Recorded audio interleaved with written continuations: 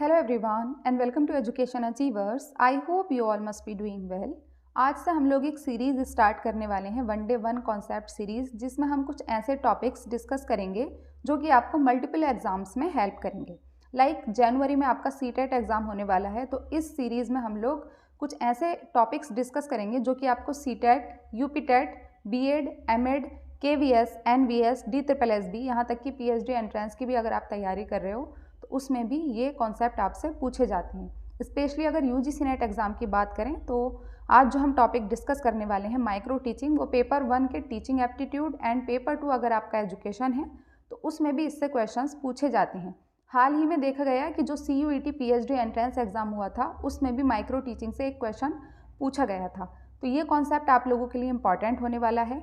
आज की इस क्लास में हम लोग माइक्रो टीचिंग का मीनिंग, स्टेप्स एंड जितनी भी स्किल्स होती हैं उसके बारे में वन बाय वन डिस्कस करेंगे। This is something about me and आप लोग टेलीग्राम ग्रुप भी ज्वाइन कर सकते हो। एंड उसके साथ ही अगर आपको आज की वीडियो थोड़ी सी भी हेल्पफुल लगती है तो प्लीज़ चैनल को ज़रूर सब्सक्राइब कर लेना। चलिए स्टार्ट करते हैं। What is micro teaching? Micro teaching के अगर मीनिंग की बात करें तो माइक्रो टीचिंग दो शब्दों से मिलकर बना होता है। एक होता है माइक्रो और एक होता है टीचिंग। माइक्रो यानी कि सूक्ष्म यानी छोटे लेवल पर, और टीचिंग यानी शिक्षण। जैसे कि आप सभी जानते हो कि टीचिंग एक बहुत ही सिस्टमैटिक प्रोसेस है। Teaching is the activity of facilitating learning, जो कि आपको नॉलेज प्रोवाइड करती है। टीचिंग के ही माध्यम से आपको इन्फॉर्मेशन, नॉलेज प्रोवाइड की जाती है, आपका स्किल डेवलपमेंट होता है, बच्चे के बिहेवियर में चेंज किया जाता है। किसके माध्यम से? टीचिंग के माध्यम से। बच्चे का ऑलराउंड डेवलपमेंट किया जाता है। किसके माध्यम से? टीचिंग के माध्यम से। अब जब एक टीचर की इतनी सारी रिस्पॉन्सिबिलिटी होती हैं तो एक टीचर को ये जानना ज़रूरी है कि टीचिंग की बारीकियाँ क्या होती हैं, टीचिंग का प्रोसेस क्या होता है, टीचिंग की स्किल्स क्या होती हैं। और इन सारी चीज़ों को जानने के लिए जब हम BLED करते हैं, BEd करते हैं, MAd करते हैं, उस दौरान हमारी प्रैक्टिस कराई जाती है। तो जो माइक्रो टीचिंग है वो एक टीचिंग का मेथड नहीं है, बल्कि वो एक टेक्निक है। एक ऐसी टेक्निक, एक ऐसी तकनीक जिसके माध्यम से आपको टीचिंग की बारीकियाँ, टीचिंग की स्किल्स को प्रैक्टिस कराया जाता है आपके पीयर ग्रुप के साथ, जिसमें कि आपको लगातार फीडबैक दिया जाता है। आपकी जो कमियां होती हैं उनको इम्प्रूव किया जाता है। यानी एक अच्छा टीचर बनने के लिए आप जब टीचर बनने से पहले टीचिंग की प्रैक्टिस करते हो छोटे लेवल पर, उसी को हम कहते हैं माइक्रो टीचिंग। अब इसके बारे में जानेंगे कि माइक्रो टीचिंग किसके द्वारा दिया गया। The concept of micro teaching was originated by Dwight Allen at Stanford university, America in 1963।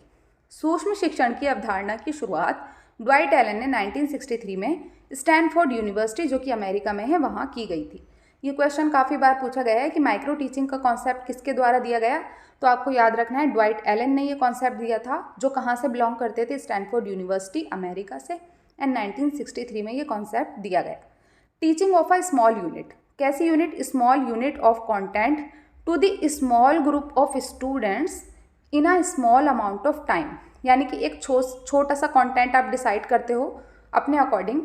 एक छोटा सा कंटेंट डिसाइड करने के बाद आप एक स्मॉल ग्रुप ऑफ स्टूडेंट, जो कि आपके पीयर ग्रुप ही होते हैं, 6 से 10 लोग होते हैं, और 5 से 10 मिनट का टाइम आपको दिया जाता है, आप टीचिंग की प्रैक्टिस करते हो।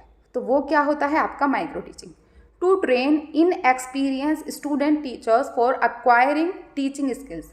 यानी कि टीचिंग स्किल्स को अक्वायर करने के लिए जो कि इन एक्सपीरियंस स्टूडेंट टीचर होते हैं। स्टूडेंट टीचर का क्या मतलब है? स्टूडेंट टीचर होते हो जब आप MAd या BEd कर रहे होते हो, उस टाइम पर आपको कहा जाता है स्टूडेंट टीचर। तो जब आपको ज़्यादा एक्सपीरियंस नहीं होता है तो आपकी माइक्रो टीचिंग के थ्रू प्रैक्टिस कराई जाती है, ताकि आप टीचिंग स्किल्स को एक्वायर कर सको। To improve the skills of experience teachers. अगर कोई अनुभवी टीचर्स है तो माइक्रो टीचिंग के माध्यम से उसकी स्किल्स को इम्प्रूव किया जा सकता है। ओके, तो ये तो हुआ माइक्रो टीचिंग के बारे में। माइक्रो टीचिंग साइकिल या फिर स्टेप्स ऑफ माइक्रो टीचिंग की अगर बात करें तो इससे आपके ज़्यादातर क्वेश्चंस पूछे जाते हैं।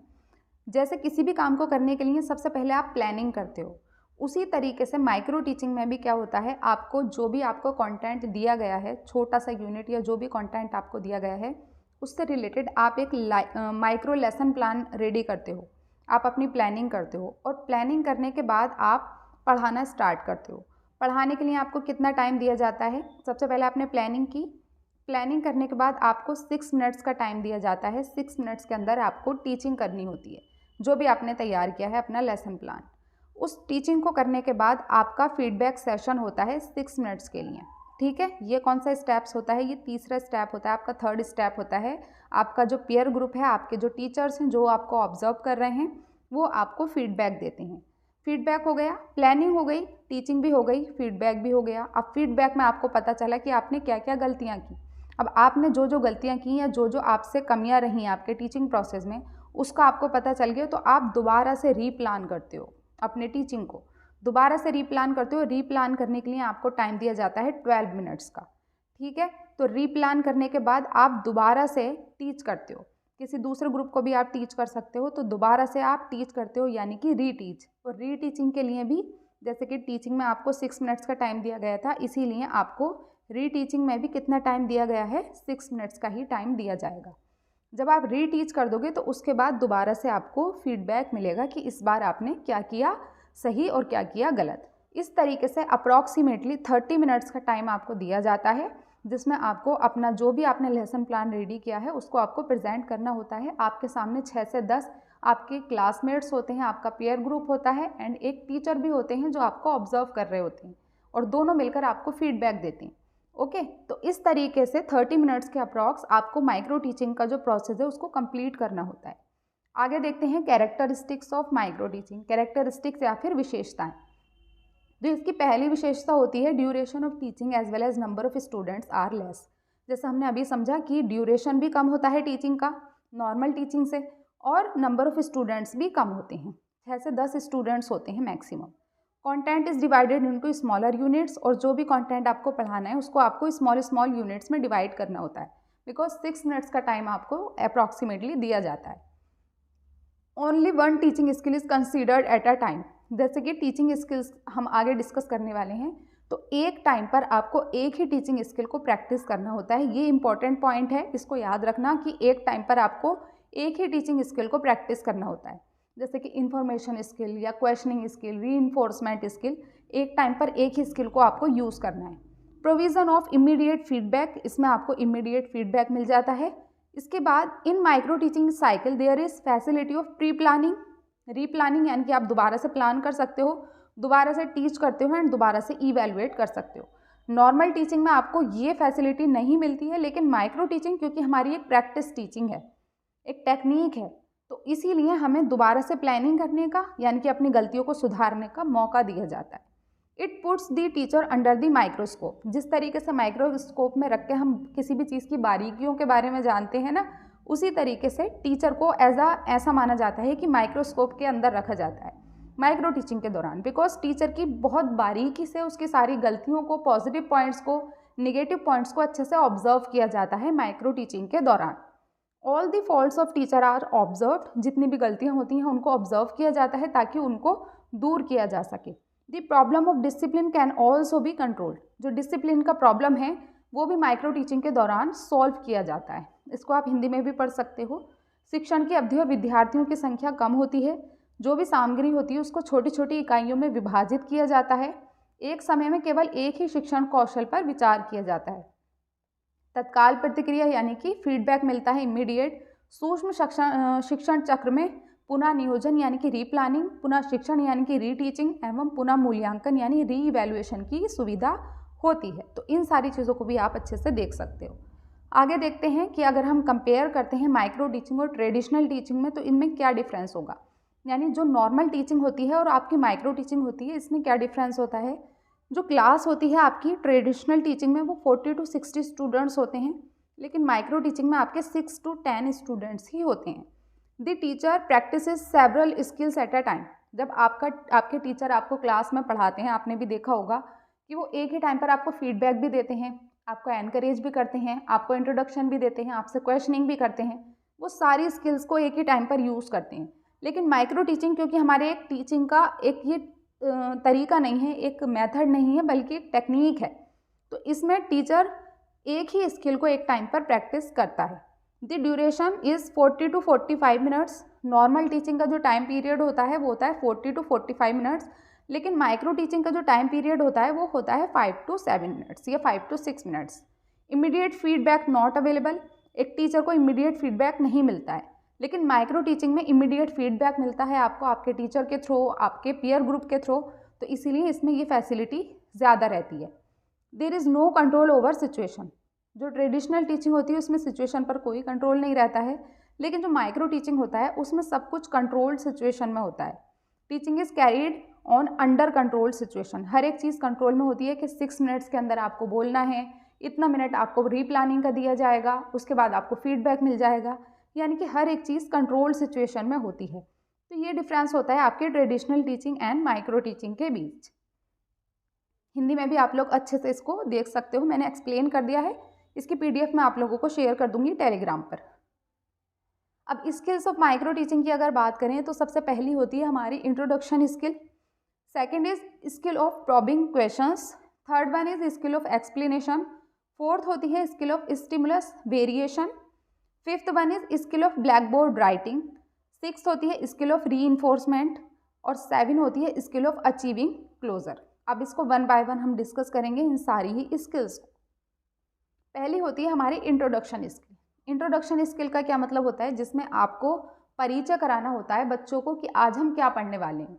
जैसे कि मैंने ये क्लास स्टार्ट करने से पहले आप लोगों को बताया कि आज हम क्या पढ़ने वाले हैं, तो एक टीचर क्लास में जाने से पहले बच्चों को जब ये बताता है कि आज हम क्या पढ़ने वाले हैं, और उसको स्टार्ट करने से पहले वो स्टूडेंट्स की जो प्रीवियस नॉलेज है उसको चेक करता है, ताकि वो प्रीवियस नॉलेज को जो आज हम पढ़ने वाले हैं उससे कनेक्ट कर सके। तो इंट्रोडक्शन स्किल में यही आता है कि बच्चों की प्रीवियस नॉलेज को जानना और उसको जो हम आज पढ़ने वाले हैं उससे कनेक्ट करना, ताकि बच्चे अच्छे से चीज़ों को मर्ज कर पाएँ, अच्छे से कनेक्ट कर पाएँ और अच्छे से समझ पाएँ। तो इंट्रोडक्शन स्किल का क्या मतलब होगा, establishing rapport with the learner, यानी शिक्षार्थियों के साथ संबंध स्थापित करना। टीचर क्लास में आकर डायरेक्ट तो पढ़ाना शुरू करते नहीं हैं, हमने भी बचपन से देखा है कि डायरेक्ट आकर पढ़ाना स्टार्ट नहीं करते हैं। पहले टीचर्स स्टूडेंट्स के साथ कम्युनिकेट करते हैं, उनकी बातों को सुनते हैं, समझते हैं और उसके बाद अपने टॉपिक पर आते हैं। लिंकिंग विद पास्ट एक्सपीरियंसेस, यानी कि जो स्टूडेंट्स के पुराने अनुभव हैं उनको सुनना और उनको आज की जो चीज़ हम पढ़ने वाले हैं उससे जोड़ना। Link between introduction and main parts, यानी कि जो आपका इंट्रोडक्शन है और मेन पार्ट है, पहले आपने बच्चों की प्रीवियस नॉलेज को चेक किया, उसके बाद आपने इंट्रोड्यूस किया कि आज हमें पढ़ना क्या है, और इंट्रोडक्शन जो है आपका, वो आप जो भी स्टार्ट करने वाले हो, आपका जो भी कॉन्सेप्ट है उसका जो मेन पार्ट है उससे रिलेटेड होना चाहिए। ये होती है introduction skills. Use of appropriate devices, techniques like questioning, examples. आप इंट्रोडक्शन के लिए, यानी कि जब आप पढ़ाना स्टार्ट करने वाले हो, तो आप कुछ TLM का यानी टीचिंग लर्निंग मटेरियल का यूज़ कर सकते हो, कुछ टेक्निक्स लाइक क्वेश्चनिंग कर सकते हो बच्चों से कि बच्चों आज आपने रास्ते में, आप जब स्कूल आ रहे थे तो आपने क्या क्या चीज़ रास्ते में देखी, उस तरीके से। और बच्चों का एग्जाम्पल्स के थ्रू भी बहुत सारी चीज़ें आप समझा सकते हो। तो ये होता है इंट्रोडक्टरी स्किल, यानी कि आपको अपने लेसन को स्टार्ट कैसे करना है उसका भी एक तरीका होता है जो कि आपको आना चाहिए, वो भी एक स्किल होती है। आगे देखते हैं skill of probing questions. Probing question का क्या मतलब होता है, देखो प्रोबिंग क्वेश्चन का मतलब आप याद रखना हिंट से, कि जब कोई स्टूडेंट है उससे आपने कोई क्वेश्चन पूछा और वो उसको आंसर करने में असमर्थ है या नहीं कर पा रहा है वो आंसर, तो अगर आप उसको हिंट देते हो, आप उसको उसके आंसर तक पहुंचाने में हेल्प करते हो, उसको ही हम कहते हैं probing question. Probing questions are those which help the pupils to think in depth about the various aspect of the problem. यानी कि प्रोबिंग क्वेश्चंस का क्या मतलब होता है कि बच्चे को सोचने पर मजबूर करना, ताकि वो खुद से आंसर कर सके, इन डेप्थ वो सोच सके किसी भी चीज़ के बारे में। By asking such questions again the teacher makes the pupils more thoughtful. अगर टीचर स्टूडेंट्स से सही तरीके से, देखो क्वेश्चन की भी एक स्किल होती है, प्रोबिंग क्वेश्चन या फिर क्वेश्चनिंग की जो स्किल होती है उसमें ये होता है कि एक टीचर कितने अच्छे से फ्रेमिंग कर रहा है क्वेश्चंस की, ताकि स्टूडेंट्स उसको सोचने पर मजबूर हो जाएं। जैसे डायरेक्ट अगर टीचर ने पूछ लिया कि बताइए गांधी जी का जन्म कब हुआ था, तो ये सिर्फ मेमोरी बेस्ड क्वेश्चन हुआ। लेकिन एक टीचर की ये रिस्पॉन्सिबिलिटी होती है कि वो बच्चों को ज़्यादा से ज़्यादा सोचने पर मजबूर करे, ताकि उनकी थिंकिंग की जो कैपेसिटी है वो इम्प्रूव हो सके। तो क्वेश्चनिंग भी एक स्किल होती है जो कि अगर टीचर अच्छे से यूज़ करता है तो बच्चों की जो थॉट प्रोसेस है उसको हम बेटर बना सकते हैं। Enable the pupils to understand the subject deeply. अगर स्टूडेंट क्वेश्चन को अच्छे से समझ रहा है, अच्छे से थॉटफुल आंसर कर रहा है उसका, इसका मतलब है कि वो सब्जेक्ट को डीपली अंडरस्टैंड कर रहा है। तो ये क्वेश्चनिंग की जो स्किल होती है वो इनेबल करती है पपिल्स को, ताकि वो अंडरस्टैंड कर सकें सब्जेक्ट को deeply.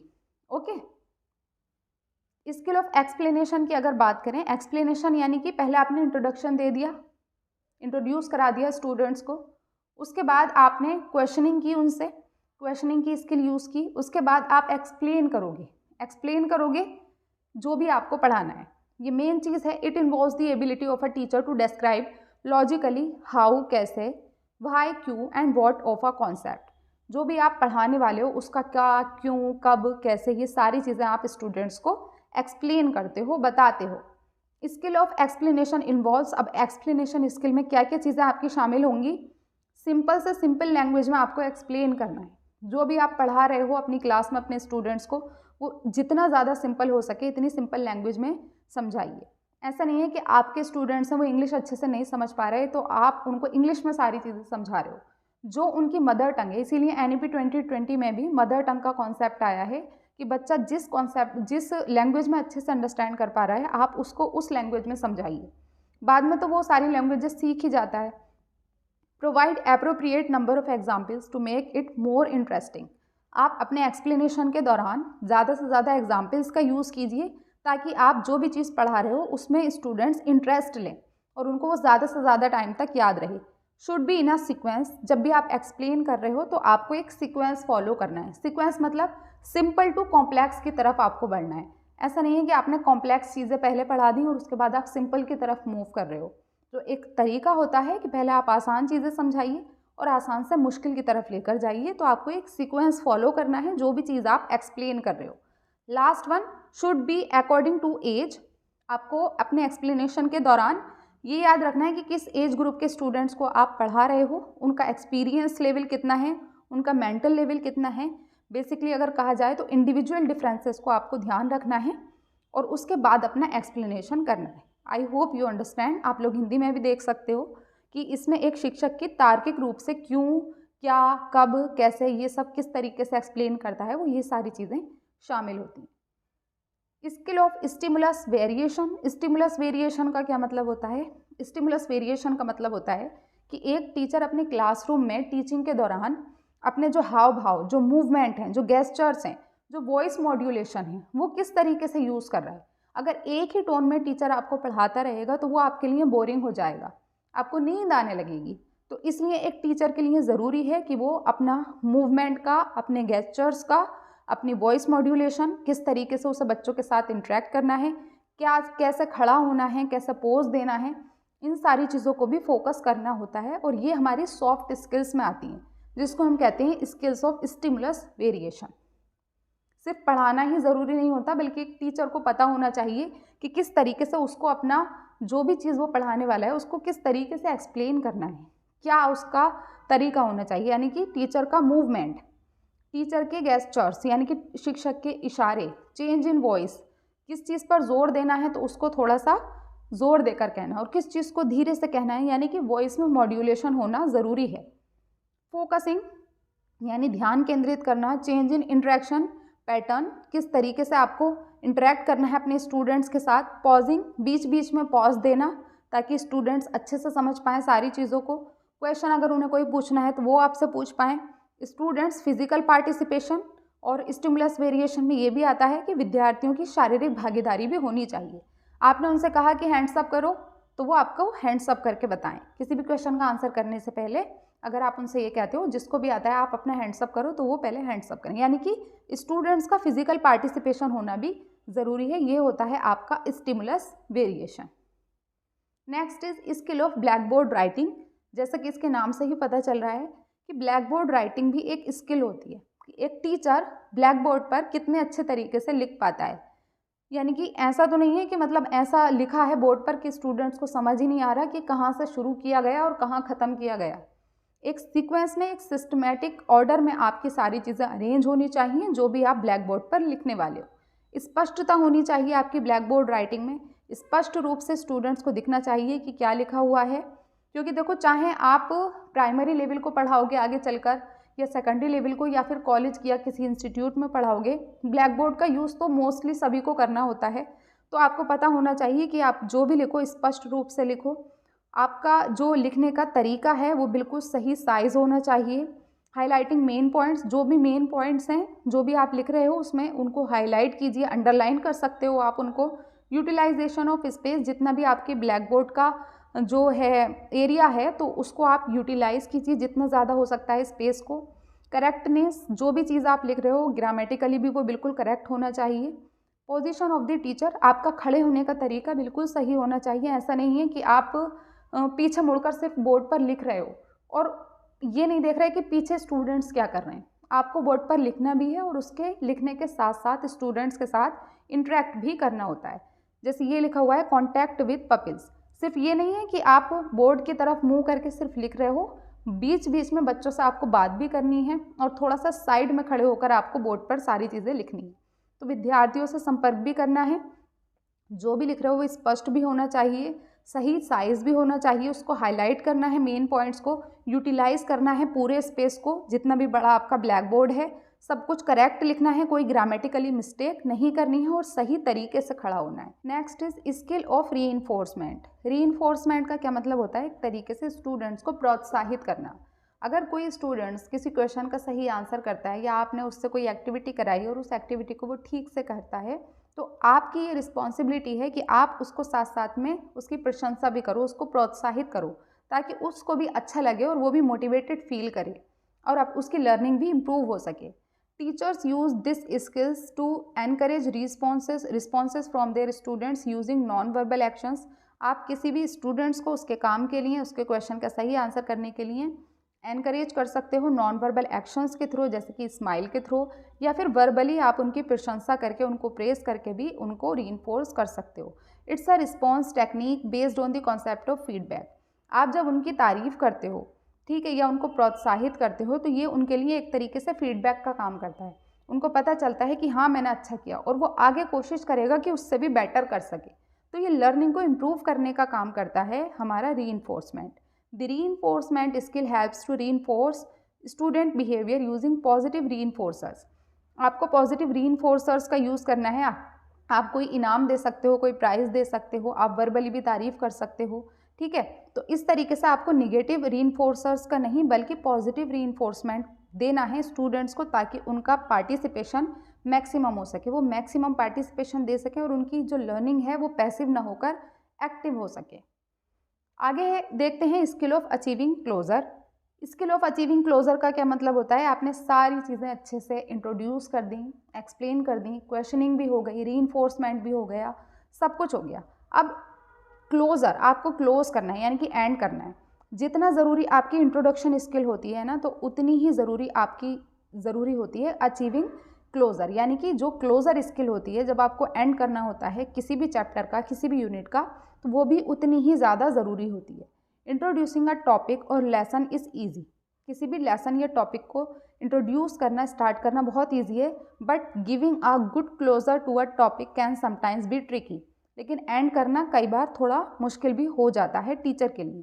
Teacher should ensure they are closing a topic systematically and clearly. Teacher को एंश्योर करना चाहिए कि जो भी चीज़ वो एंड करने वाले हैं, जिस भी टॉपिक को वो पढ़ा रहे थे उसका एंड होने वाला है, तो वो सिस्टमेटिक तरीके से उसको क्लियरली एंड करें। They must give enough assignments to their students. अब जैसे कि सब कुछ पढ़ा दिया है तो एक टीचर क्या कर सकता है, अपने स्टूडेंट्स को उस यूनिट से रिलेटेड या उस टॉपिक से रिलेटेड कुछ असाइनमेंट्स उनको दे सकता है, कुछ ऐसा एक्टिविटी दे सकता है ताकि उस लेसन को वो ज़्यादा से ज़्यादा टाइम तक याद रखें और उनको ओवरबर्डन ना लगे जो भी कॉन्सेप्ट उन्होंने पढ़ा है। आप कोई असाइनमेंट दे सकते हो, कोई प्रोजेक्ट वर्क दे सकते हो, या कुछ भी ऐसा बच्चों को दे सकते हो जिससे कि जो भी उन्होंने पढ़ा है वो उनको ज़्यादा से ज़्यादा टाइम तक वो उस टॉपिक को रिमेंबर कर सकें। तो ये होता है skill of achieving closure. Okay, इसको आप हिंदी में भी पढ़ सकते हो। आगे देखते हैं advantages of micro teaching. Micro teaching के एडवांटेजेस क्या होते हैं या फिर माइक्रो टीचिंग के जो लाभ हैं वो क्या होते हैं। It focuses on sharpening and developing specific teaching skills and eliminating errors. देखो, माइक्रो टीचिंग में हम जैसे कि टीचिंग की प्रैक्टिस कर रहे हैं, तो टीचिंग की प्रैक्टिस करने की वजह से क्या होता है कि हमारी जो एरर्स होते हैं, जो हमारी गलतियाँ होती हैं टीचिंग प्रोसेस में, वो हमारी मेन टीचर बनने से पहले ही ख़त्म हो जाती हैं। जो हमारी एरर्स होते हैं वो एलिमिनेट हो जाते हैं माइक्रो टीचिंग की हेल्प से, और हमारा फोकस किस पर होता है, ताकि हम डेवलप कर सकें अपनी टीचिंग स्किल्स को, शार्पन कर सकें उनको। It enables understanding of behaviours important in classroom teaching. Micro teaching enable करती है कि हम अंडरस्टैंड कर सकें क्लासरूम की टीचिंग का बिहेवियर क्या होता है, किन किन चीज़ों को ध्यान रखना होता है क्लासरूम टीचिंग के दौरान। आपका कॉन्फिडेंस भी बिल्डअप होता है माइक्रो टीचिंग के ही थ्रू। It increases the confidence of the learner teacher. देखो वही बात आ गई। It is a vehicle of continuous training of both beginners and for senior teachers. मतलब अगर आप बिगनर हो तो भी आपको ये हेल्प करेगा, आपके कंटिन्यूस इम्प्रूवमेंट की तरह काम करेगा, एंड सीनियर टीचर्स हैं उनके लिए भी ये एक ट्रेनिंग की तरह काम करेगा। It provides expert supervision and constructive feedback. ये प्रोवाइड करता है expert supervision and constructive feedback. आपको फीडबैक मिलता है कि क्या क्या चीज़ें आपको करनी चाहिए और क्या क्या चीज़ें आपको नहीं करनी चाहिए, कौन सी गलतियां हैं जो आपको ध्यान रखनी है अपनी टीचिंग प्रोसेस के दौरान। तो ये होते हैं माइक्रो टीचिंग के लाभ या फिर एडवांटेजेस। और माइक्रो टीचिंग अगर आपकी अच्छे से हो जाती है तो इसकी भी गारंटी होती है कि आप आगे चलकर एक बहुत ही अच्छे टीचर बनोगे। ओके, तो ये एक छोटा सा कॉन्सेप्ट था माइक्रो टीचिंग का। आई होप कि आप लोगों को अच्छे से समझ आया होगा माइक्रो टीचिंग के सारे स्टेप्स, माइक्रो टीचिंग के साइकिल। अगर आपको आज की क्लास थोड़ी सी भी हेल्पफुल लगी हो, आपकी थोड़ी सी भी हेल्प हुई हो, तो प्लीज़ चैनल को सब्सक्राइब किए बगैर मत जाना। वीडियो को लाइक ज़रूर करना, कमेंट सेक्शन में अपनी राय ज़रूर देना, एंड मुझे कमेंट सेक्शन में ये भी बताना आप लोग कि अब हम क्या स्टार्ट करें। पहले आप लोगों को ये सही लग रहा है जो सीरीज़ मैंने स्टार्ट की है, या हमें कुछ और स्टार्ट करना चाहिए, उससे रिलेटेड भी आप लोग मुझे फीडबैक दे सकते हो। See you all in my next video. Thank you so much.